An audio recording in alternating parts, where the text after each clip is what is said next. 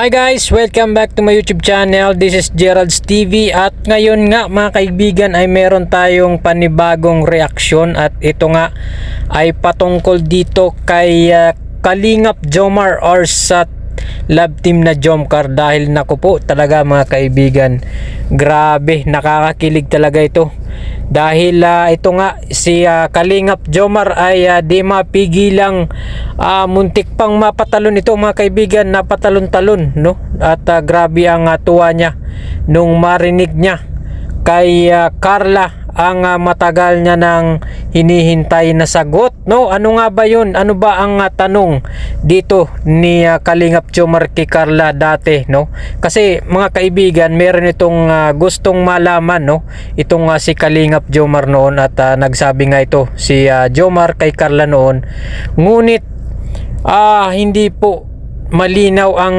kasagutan ni Carla doon sa kagustuhan ni Jomar na mangyari tungkol nga dito sa kanilang love team.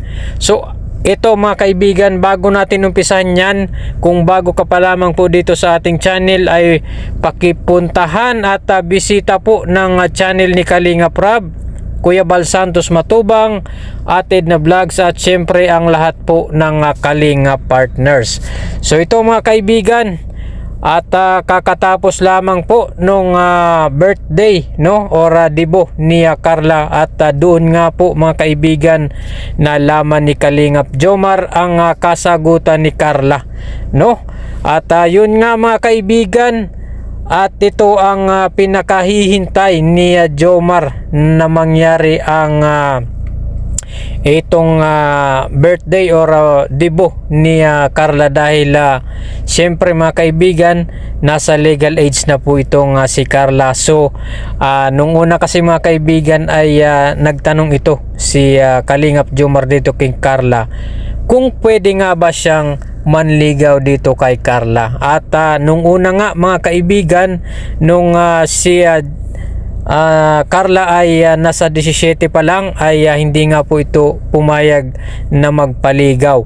So ito mga kaibigan, pagkatapos nga ng party or ng birthday party ni Carla ay tinanong na nga po ito ni Kalingap Jomar itong si Carla at hindi na po nagpaligoy-ligoy pa. At yun, pinaalalang muli ni Kalingap Jomar ang kanyang katanungan dito kay Carla kung pwede na ba siyang manligaw dahil 18 years old na nga itong si Carla. At eto mga kaibigan, halos mapatalon sa tuwa nung marinig ni Kalingap Jomar na pwede na po siyang manligaw. At ito ang matindi mga kaibigan at sobrang nakakakilig Ako po kinikilig habang ako nanonood sa video na yon ni Kalingap Rab nung debo dahil bago pa man ipaalala ni Kalingap Jomar yung kanyang tanong noon dito kay Carla ay binigyan muna ito ng promise necklace at promise ring no. At yun nga mga kaibigan, sinubukan sana ni or tinanong ni Kalingap Jomar na kung gusto nang isuot ito ni Carla no, yung singsing ay hindi po pumayag itong si Carla at sabi ni Carla ay hindi niya po muna yun maisusuot. So hintayin natin kung kailan yun pwede no.